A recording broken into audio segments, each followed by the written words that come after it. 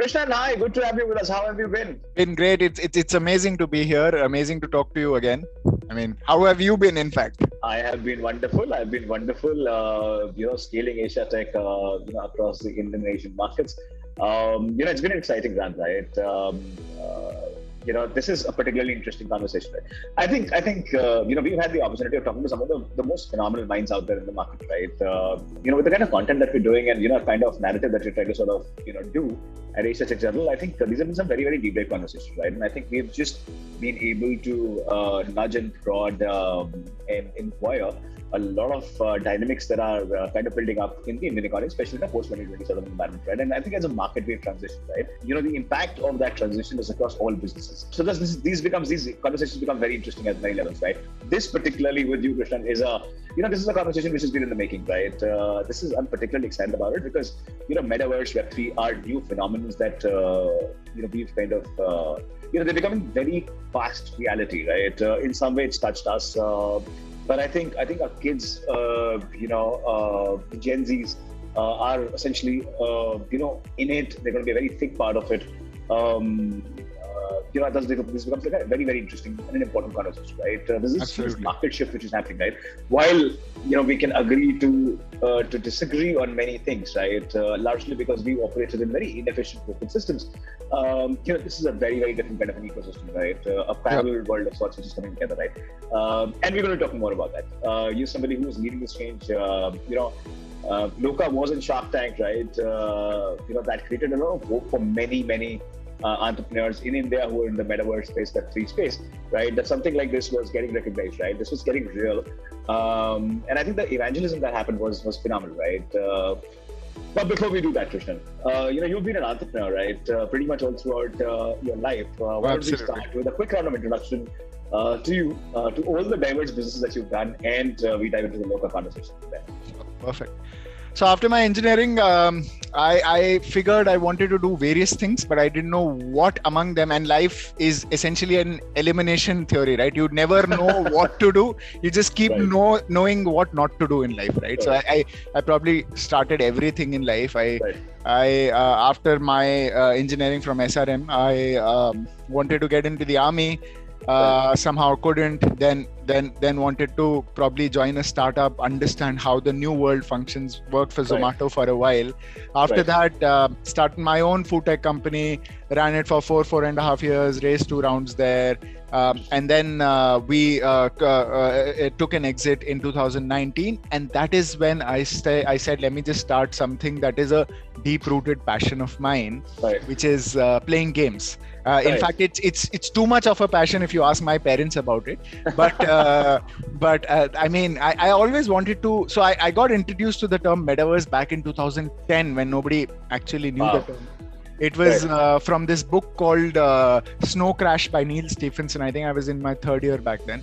And I was fascinated by the concept of what a metaverse will look like. And back in the day, I used to play this game called GTA Punjab. And that is what essentially said, let me just create a world that essentially is a virtual world where you can do anything. And that feels and looks Indian and relatable in nature. And that is the journey of creating Loka back in 2020 July, and here we are at Loka 2.0, soon going to launch Loka 3.0, and in the journey Shark Tank has been great for us. A few accelerators have been great for us. It's a good journey. Phenomenal Krishnan. Now of course, we've had many conversations. We've talked about what Loka is, right? But I think many people are going to be watching this. I think more than the entrepreneurs, the enthusiasts, right? And then of course a lot of people want to really comprehend what is happening, right? Absolutely. I would. So before we sort of jump into the metaverse conversation in terms of what's happening, what's not happening, what are the dynamics? I, for example, continue to question a lot of, for example, what is happening, right? And I'm going to have a bunch of those questions here in this conversation as well. But before we do that, I'd love you to break up or break down Loka in terms of how it is, what is it that you're solving for. Of course, many people would remember the pitch that you made at Shark Tank, right? And how you sort of took them to the CP market, and it was very experiential in a digital ecosystem. So why don't you tell us a little more about that, and we follow it up with a larger metaverse conversation. Sure. So when we started this, right, I mean, we had two basic principles of creating Loka, essentially.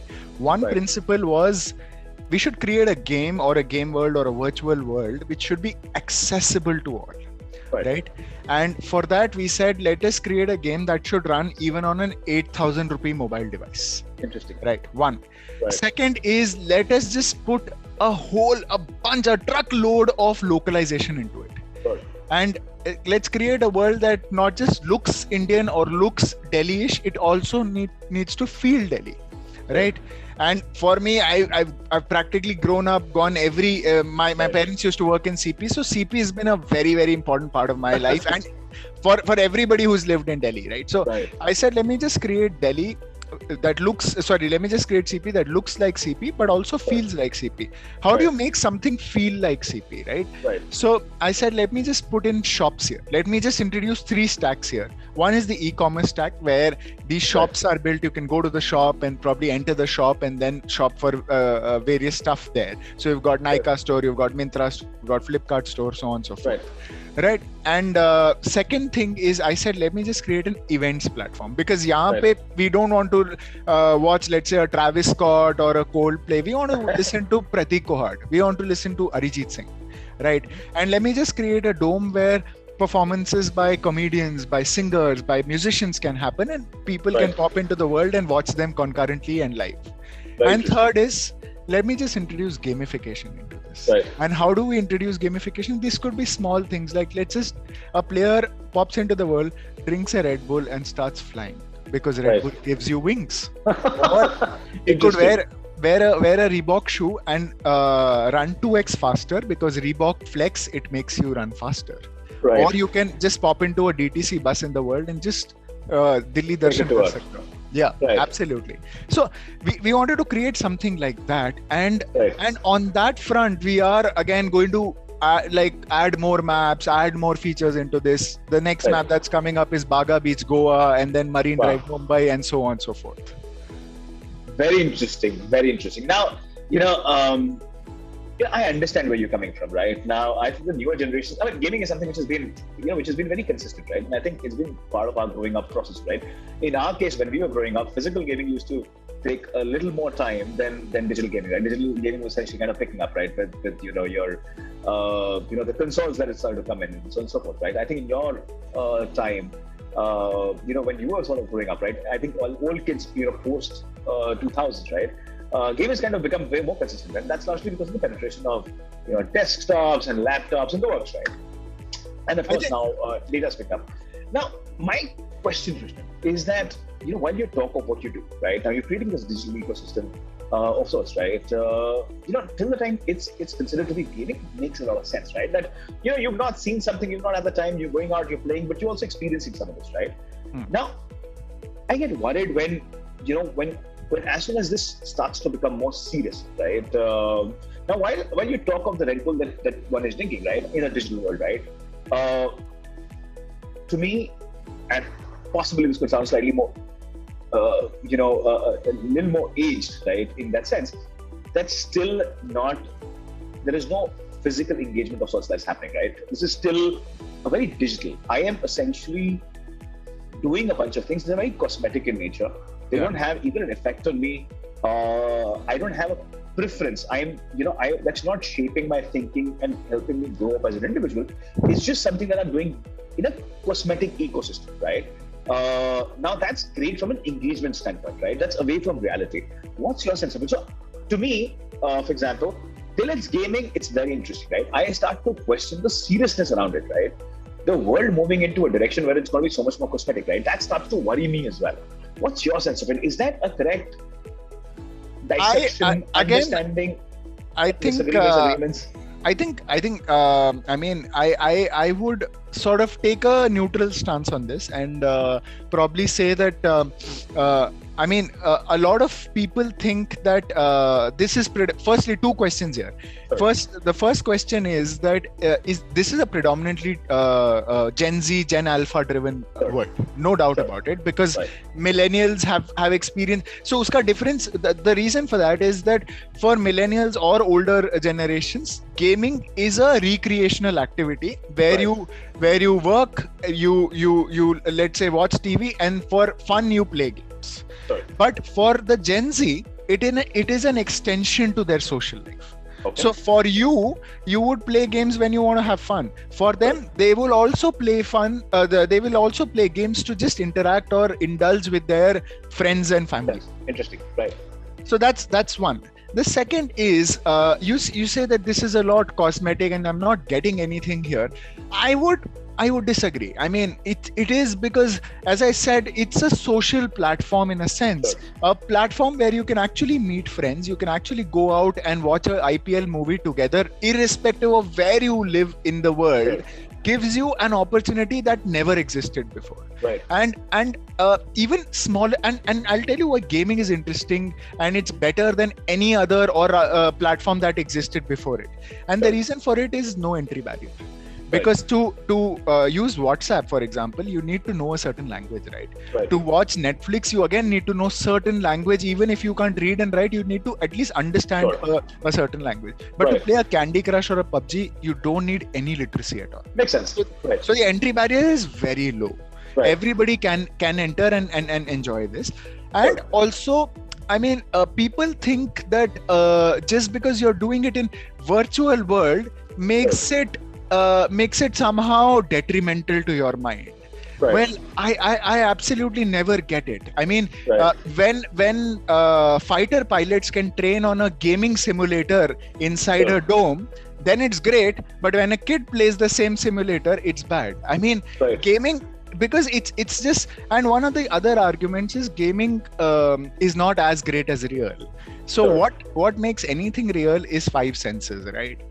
You can hear, see, smell, touch, and all of that. Taste, yes. So when gaming starts getting into the realm of five senses, then reality becomes overhyped. Right.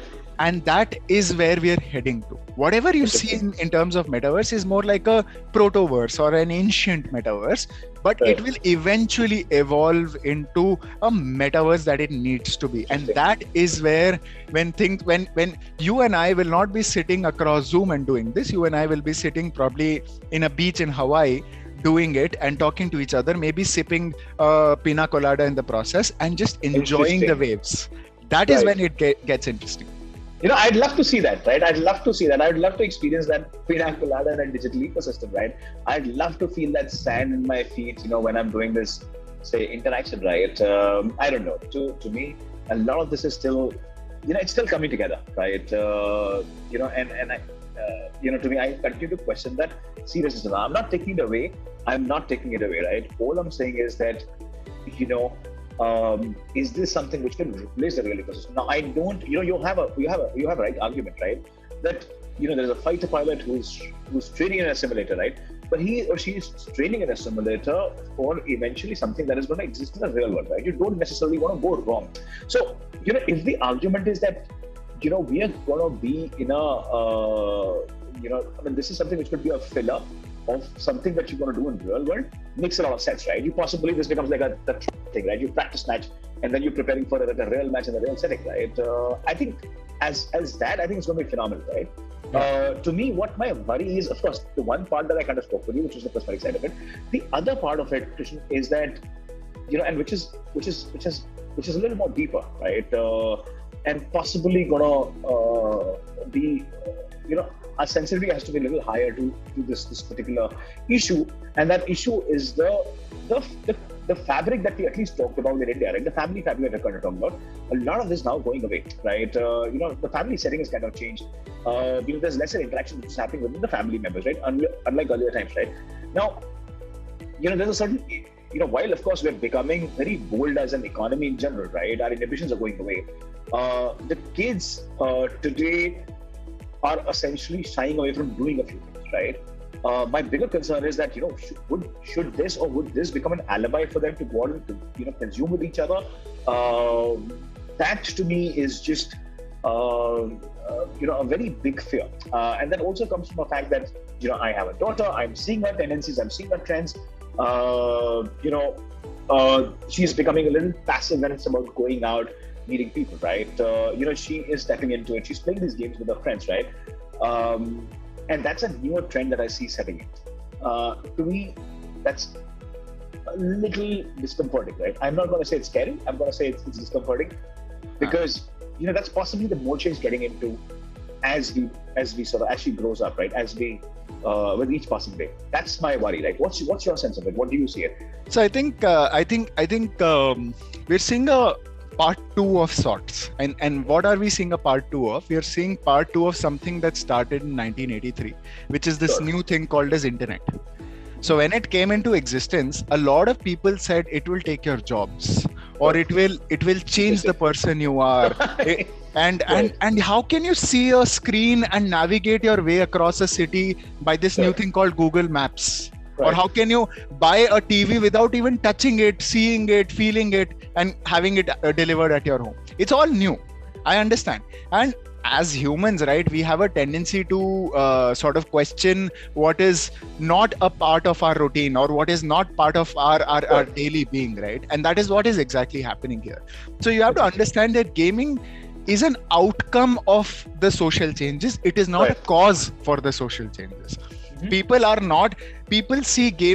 interact with other people differently, let's say of younger age group, and hence gaming is a way to do it, and it's not the other way around. And I mean, so gaming has two aspects to it. One aspect is probably you're not interacting with somebody in a physical space and all of that, yes. But it also has another aspect to it where like, for example, you've got that Facebook thing that unfortunately happened to one of the ladies there, where she was harassed by other people and she felt uncomfortable there. But what happened after that is Facebook fixed that problem, and that problem never happened again. Does that happen in real world? It never happens in the real world. So you've got problems even in the metaverse, but since metaverse can be controlled as a technology, corruption, crime, all of that can be eradicated. Something that cannot happen in the real world. That's a strong argument, right? I mean, I'm gonna take that argument, right? I think that possibly is now going to become part of my thesis. I consider myself to be a student, right? This is not something that, like I said, we've experienced, right? I think we'll have to, be doing a lot more sessions with you, Krishnan, right? And many others, who are kind of building for this ecosystem. Absolutely. To understand these nuances better, right? And I think that's a very strong argument that you put out, right? That this is a more consistent ecosystem. This is a more controlled ecosystem. This is that fair ecosystem that we continue to talk about. Absolutely. Utopian world. More awareness, right? More informed, and that's a strong argument in itself, right? But I think those are pieces that still have to sort of play out. And I think times essentially will tell how all of this continues to happen. It's still fragmented in many ways, right? Now, the other thing that I want to talk to you about, Krishnan, is basically a lot of, for example, the usage of cryptos, right? Blockchain. I continue to believe blockchain is phenomenal, right? Again, not necessarily very successful, right? Largely because a lot of organizations, for example, who wanted to use this, right? Who wanted to pool information to make, say, for example, to build in efficiencies, and that's essentially what I see as a very core cause. Stakeholders haven't come together, right? They haven't been able to build consensus, right? So while blockchain has been there for like almost a decade plus, right? While of course we continue to dream of now in a very different way. Metaverse is becoming a phenomenal place where a lot of this is now going to get utilized, right? Currencies is becoming a perfect play. People have continued to question, existence of currencies, underlying of currencies, right?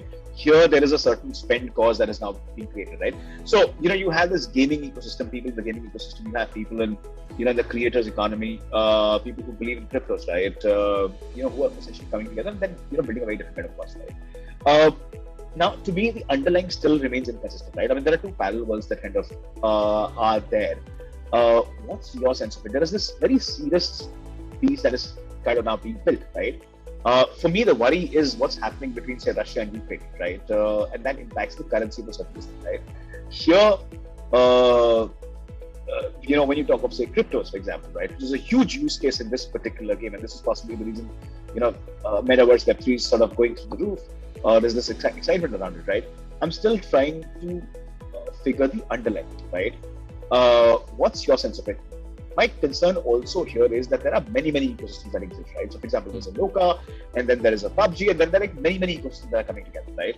Would currencies bind these ecosystems together? What's your sense of it? How do you see that element in the entire scheme of things? And that's a brilliant question. Of this, please. Yeah, so I think I'll take the second question first, because that's very important in various reasons, and then come to the first one. The second question is, will crypto bind it, or if not crypto, what binds it, right? And usse bhi pehle question hai, is this a race where Loka, Meta, Sandbox, Decentraland, all of them are running, and one will win or consolidate into various there'll be silos, dominoes that will exist. Yeah. But and there's another argument that probably doesn't get played out as much, which is all these metaverses that get built, Sandbox, Decentraland, Roblox, so on, are like countries. So just because a US exists doesn't mean an Iraq will not exist, doesn't mean a Thailand will not exist. Makes sense. Right. We just have to figure out how to interoperability sort of across these ecosystems, carry assets across various ecosystems, right?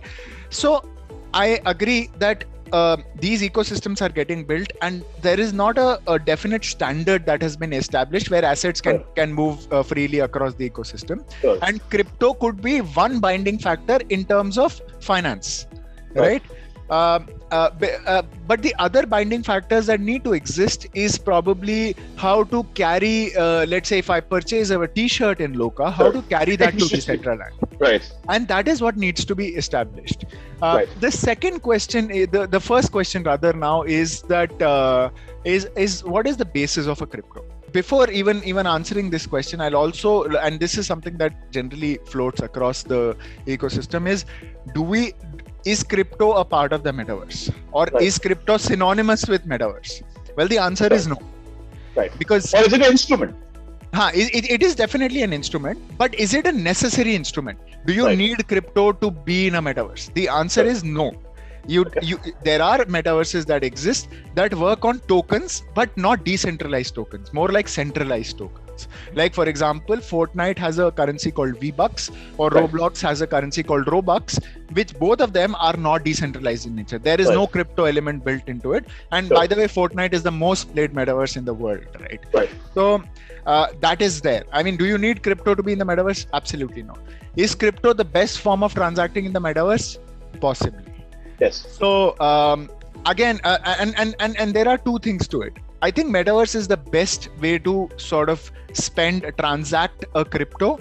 But do we, again, I would have my views of saying that we probably at the moment in a country like India, where a definite regulation has not been set in terms of crypto and transactions, I would imagine, so even if we are to launch a token, which we will be probably in a couple of months, called Lokans, and that token will not be decentralized in nature. That will be centralized in nature, because we understand that government needs to know the transactions that happen in the world. Right.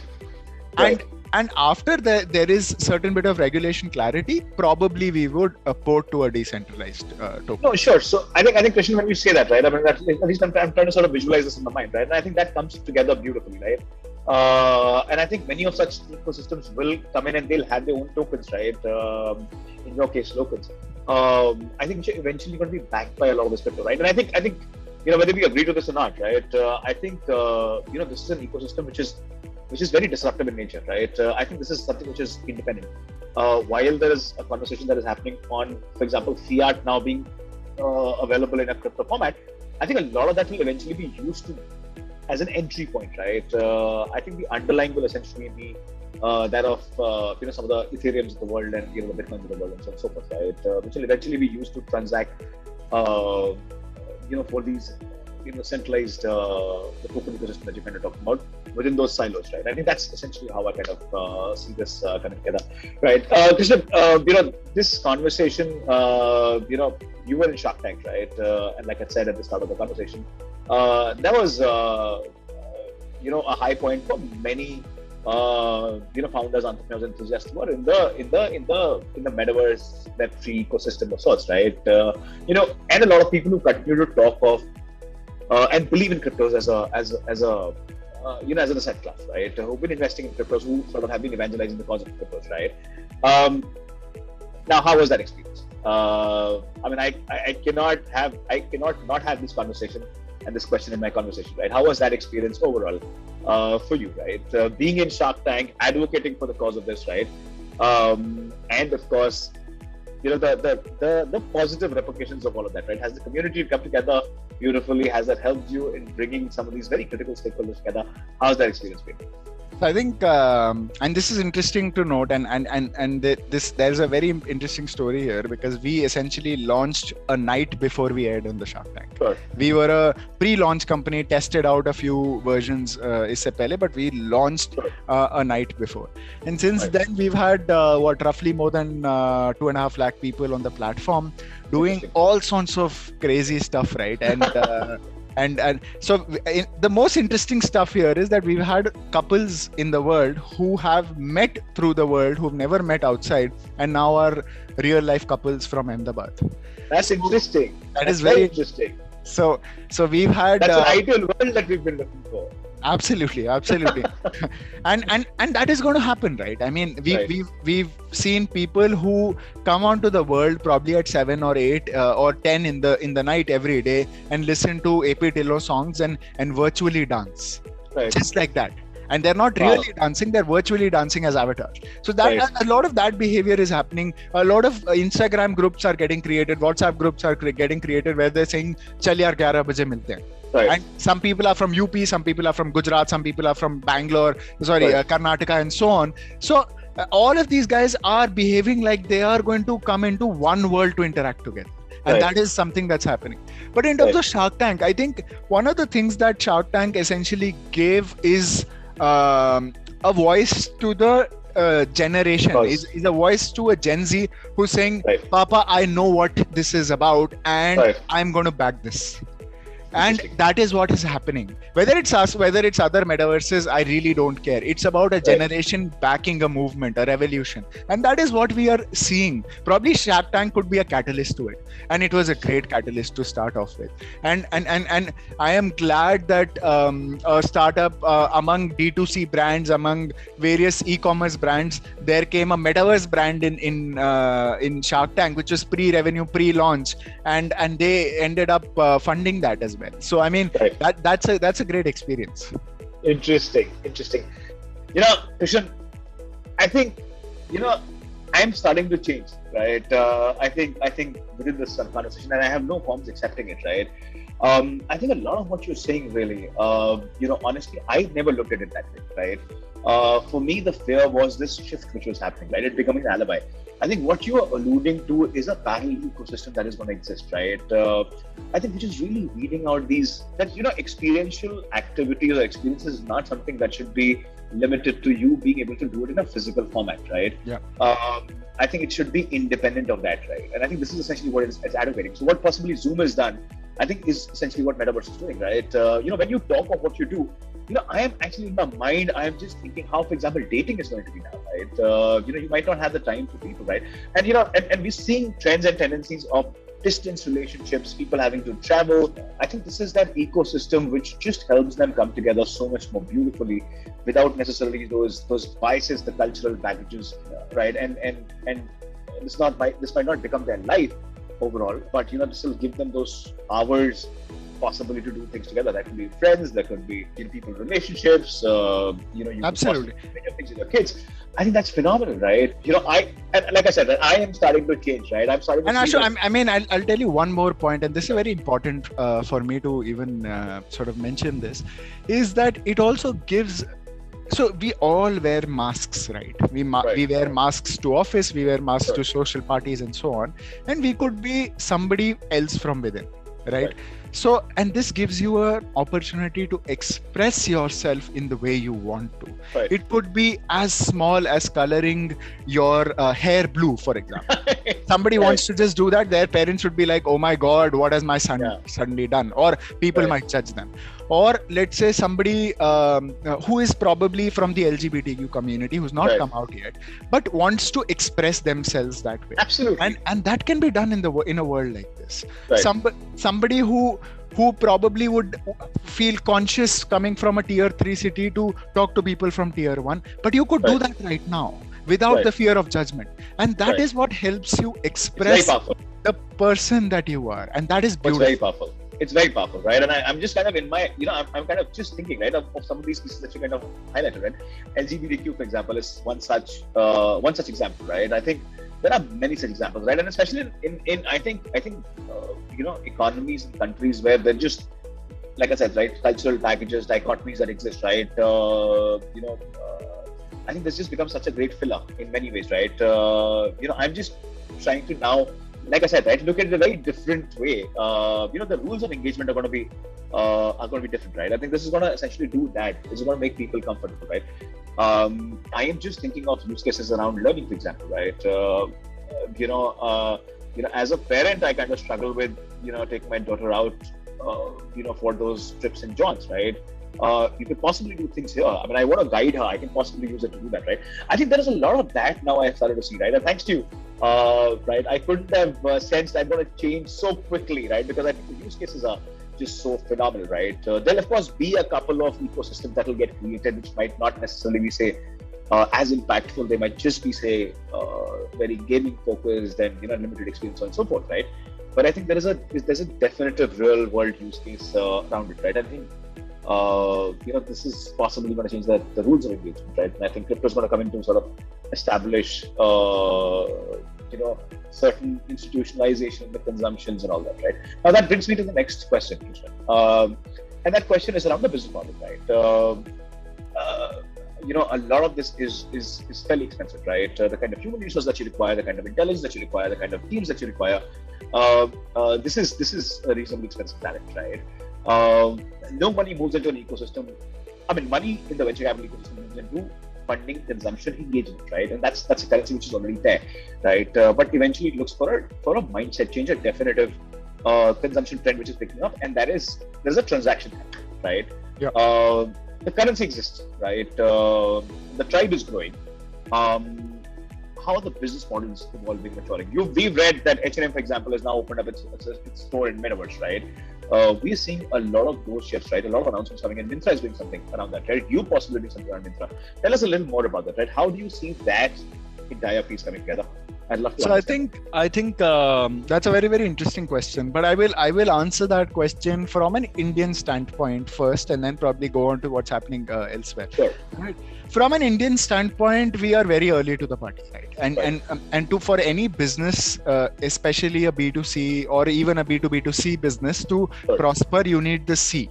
Right, which is the customers or the consumers. So in that respect, currently we're building the consumer user base in the first place. So the primary two metrics that every business that's in Metaverse is tracking is a DAU or a MAU, monthly active user or daily active user, and the second is MOTS, which is minutes of time spent per user.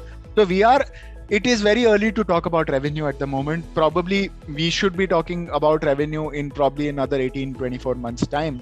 But if at all, let's say we are already there, then there could be any plethora of revenue opportunities that can open. Like I said, Metaverse is not a category like e-commerce, edtech, fintech. It's more like a software update to the internet. So when you do that, whatever internet can do or internet earns through is what Metaverse will earn through as well. So you could earn through, let's say, you see the Loka dome just behind me. You can earn through ticketing revenue. You see the stores here. You can earn through e-commerce revenue. You can earn through advertising. You can earn through something which is, as I know, for people like you and me, it might sound really alien, but you can absolutely earn through virtual goods like virtual T-shirts. And if you ask a lot of parents who are, let's say, having 8-year-olds, 9-year-olds, you will realize I talk to them almost on a daily basis, and they keep telling me that my kid just, instead of buying a toy or buying a gadget for their birthday, they said, why don't you buy me a skin in Fortnite? Why don't you buy me a Thor hammer in Fortnite? And that is what kids are going to ask. And that's another segment. It's a $50 billion industry in the US that has not even seen light in India at the moment. So there are various revenue models that will open up here. But it has to be backed by first number of people and the engagement they do in the world. And I would imagine companies from almost all fields come into the world and monetize the world the same way they monetize the internet. Like, for example, there's a metaverse called Invact Metaverse City, which is building universities in India based on a metaverse, right? And you can monetize that through the same way, let's say, like an Unacademy or a Byju's monetizes education, right? So, I mean, there could be multiple things that can be done here, very similar to the internet. Very interesting. You know, Krishnan, when you say what you say, right? And I'm kind of just, when I'm listening to this, right? I'm in my mind just thinking of the real world, right? And I think in the real world, supply becomes the issue, right? So everything, for example, the pricing of every, say for example, OOH, right? Or say for example, on TV, right? In general, becomes so it's a function of supply, right? Which is constrained, and that's the reason whoever is willing to pay that top dollar will go on to sort of get featured, right? Or be visible. I think here the beauty of it is that it's an ecosystem which is going to thrive on creativity, right? The supply is not going to be constrained, but creativity will constantly, drive your DAOs and MAOs that you're kind of talking about. Absolutely. Candid matrices that you're talking about. And I think that's when, that dollar is going to come in and get spent, right? In all the ways that you're kind of talking about, be it advertising, be it ticketing revenues, be it, say, e-commerce, right? I think, and that to me is very, very impactful, right? I think that for me, it's also worrying because, us, at least in India, I don't consider ourselves to be original thinkers, right?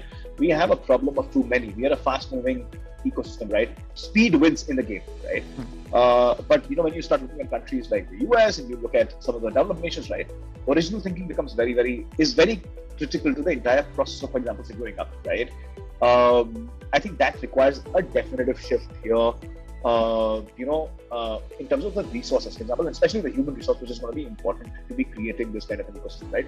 But to me, that entire creative layer, for example, as a differentiator, is a very strong point in the process, right? That just makes the world so much more beautiful, right, and livable in many ways, and responsible. Krishnan, now, like I said, right, teams, for example, and resources, human resource predominantly, right, is a big challenge. What's the status there, right? I mean, you're in an early phase right now. How challenging, for example, that environment is to hire the right people? There's literally a race going on in India at this point of time, hiring the good and the critical talent, right? How are things there in that front? So I think that's a very interesting question. Something that a lot of people do ask, but probably some understand, is that the talent that we are currently chasing is not the talent, let's say, like a Flipkart or a Myntra or some of the bigger companies are chasing, because they're chasing essentially app developers who went to engineering school, graduated, and then probably did work for various tech companies. The thing that the talent that we are chasing essentially is a gaming talent that never went to an engineering school. They went to animation school. They went to gaming schools, for example. And that is a talent that has, for like 2 decades, has been underpaid, underappreciated, and undervalued. And that is where we come in. We say that we are, and that is where the likes of Nazara, the likes of various gaming studios in India come in and provide a platform to these guys. But they still, most of these talent exist in tier 2 and tier 3. Some of it exists in tier 1, but they're heavily undervalued when you compare it to their counterpart, like a full stack developer and stuff like that. And even undervalued in terms of the salaries they earn. So we, as a platform, want to be a front runner in giving them an opportunity to bounce onto a gaming world, a metaverse world like Loka, and be valued at the same level as a full stack developer in probably 5 years, 10 years time, and to be treated equally. And I want people to tell their parents that, Papa, I don't want to do engineering because it's no fun. I want to do gaming because it's fun and profitable. Right. And that is interesting. And that is where we come in. Very interesting. Very interesting. Are you running any programs to evangelize this cause? Because I think it requires a very different kind of an advocacy. Well, I Anything think that you've done there on that? I think one of the things that we are constantly doing is we are constantly like we have a plan where we give you a base land and we ask you to create stuff over it, and we feel like if we like it, we'll buy it from you. And Super. it's as simple as that. It's like I'm giving you a land and I'm asking you to grow mangoes there. If you end up growing mangoes, and if your mangoes are probably the best with the seed and the farming that you did, I'll probably buy the entire stock from you. And that's what we do. We do with a few developers and 3D artists. Very interesting. Krishnan, no conversation can be complete without talking of regulations, right? Now, there are no very clear regulations that are coming out. Gaming is like the easiest side of it, right? It's not something which is necessarily regulated, right? It's never been considered to be, a serious. I mean, it's been an industry, right? But it's been an industry in itself, right? I think what we're talking about now in the metaverse has far-reaching effects, right? Crypto, like we kind of agreed on, is an integral sort of a part of this entire thing, right? It too is instrument, right? And also is bringing this ecosystem together in many ways, right? That interoperability that we kind of spoke of, I think crypto is really going to define how the game is going to get the rules of the game in many ways, right? And then a lot of other classes, asset classes, purchases of items that you do, right, will eventually sort of follow the same suit.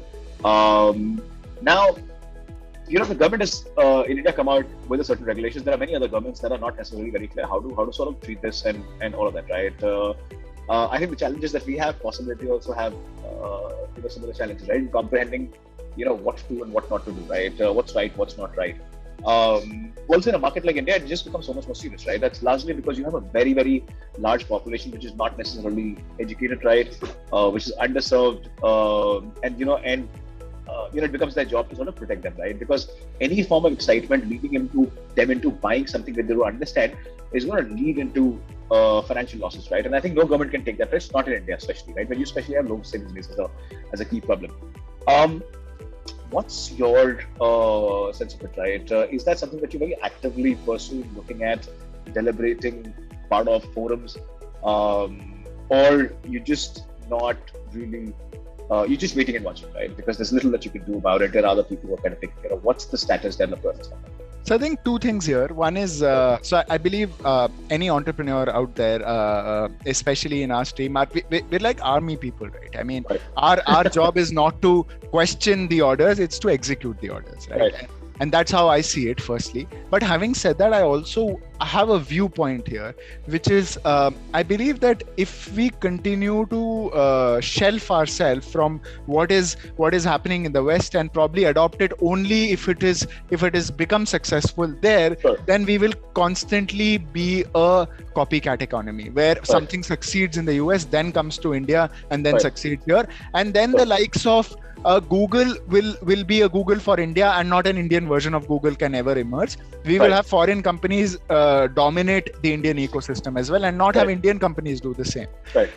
For that, and I also believe that that the government has a very, very unique opportunity. All the people, all the companies, all the governments that missed out on the internet revolution have a second chance at redemption with the metaverse.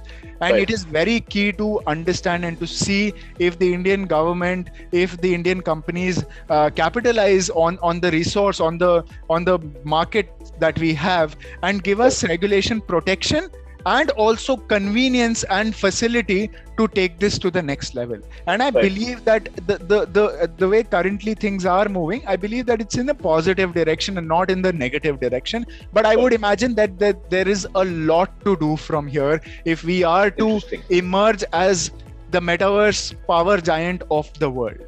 Interesting. I think that's itself is a topic, right? I think there's just so much that you can discuss around it, right? I think the real world economics starts to sort of play in, right? And because eventually there are many stakeholders, right? The world operates in many layers, right? Countries like India, the complexities, 10x of homogeneous markets that are out there, right?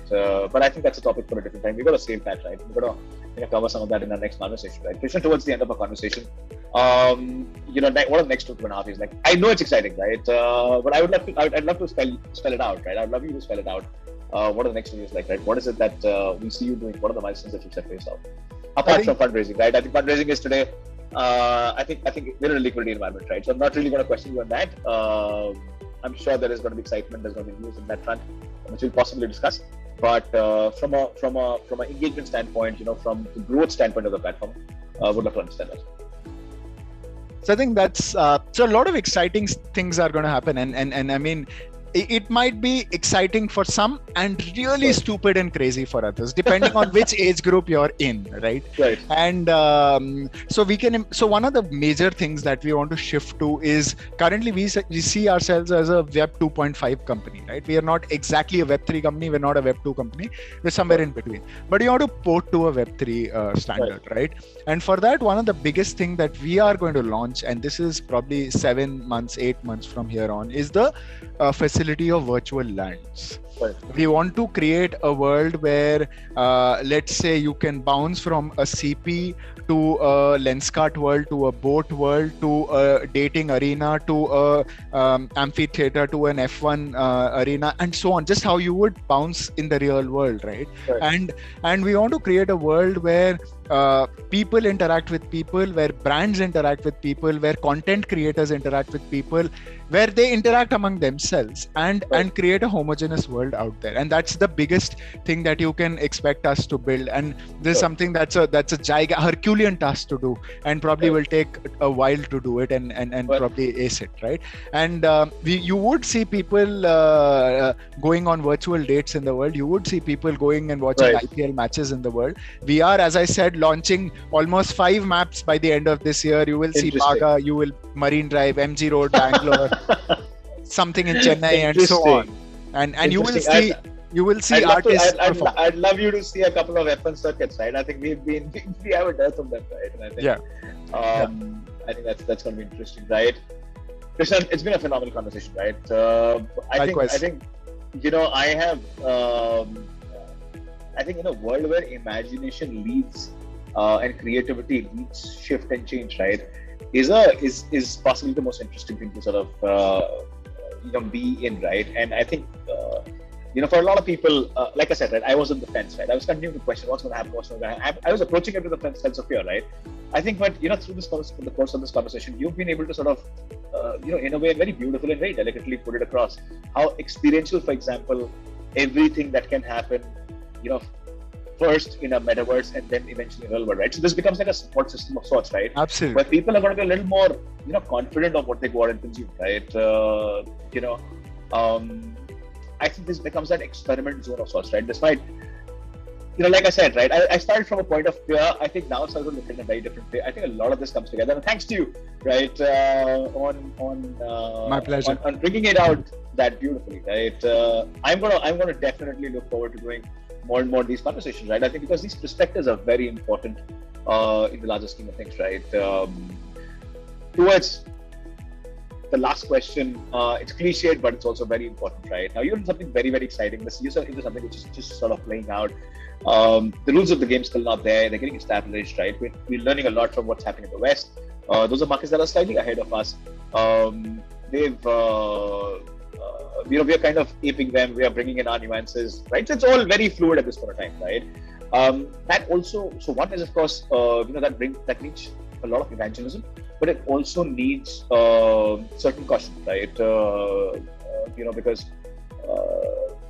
Because of this dichotomy that we have in the economy, right? There are, you have to save what you're creating from certain wrongdoers in this case, right? In Web3, there's a lot of excitement which is going on, right? Cryptos, for example, is selling right, left, and center. I come across people who are talking about them without necessarily understanding what this is, right? What is that suggestion, advice that you would have for, say, stakeholders at large? I've given you one nuance of it, but in stakeholders at large, right? In terms of what is it that they should, do and don't do, right? While they're at it. That over-excitement, exuberance can possibly hurt many people, and that could possibly set out a wrong narrative in general, right? So if you were to give that advice, Krishnan, what would that be? I'd love to.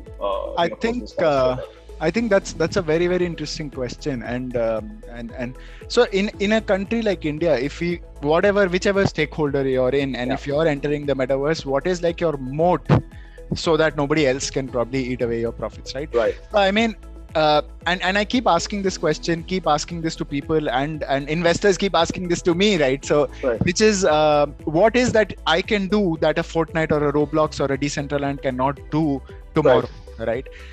And the biggest, simplest, easiest answer to this is I can do, or I understand the fabric of India. I understand localization. I understand how a culture functions that is alien to somebody like a Fortnite or a Roblox. And I would imagine that a metaverse, if it were successful, if India were to come as number one in the world, the competition cannot happen in terms of tech.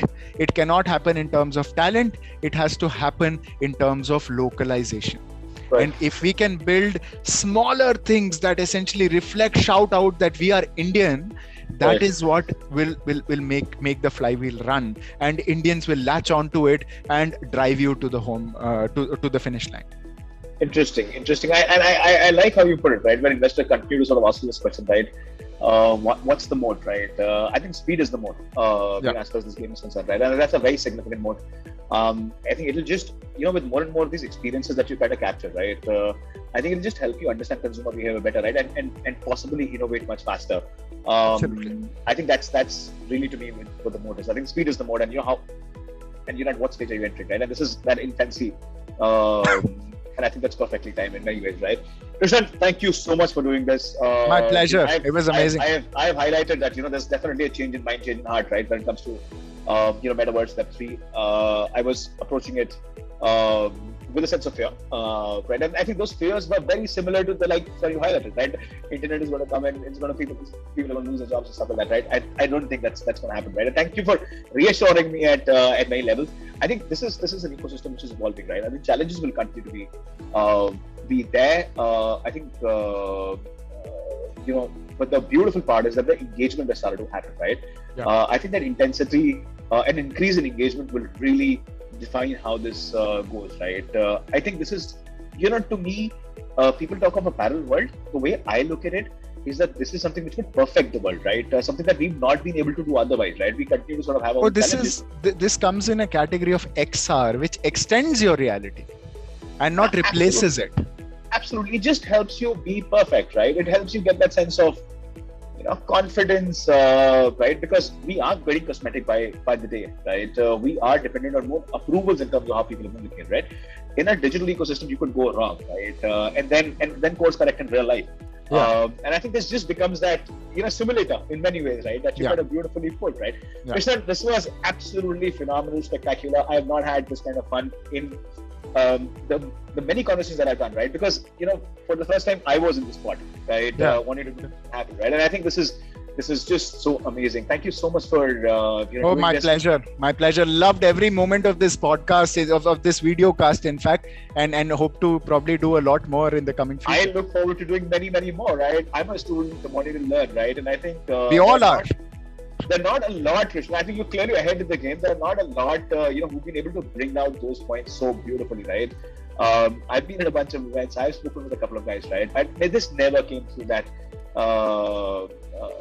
beautifully, right? Thank you so much for doing this. Thank you for giving me the time. Look forward to catching up much sooner, having that, Red Bull and in the metaverse, right? Absolutely. Thank you so much for doing this. Thank you so much. Take care. Have a great day. Take care. You too. Bye.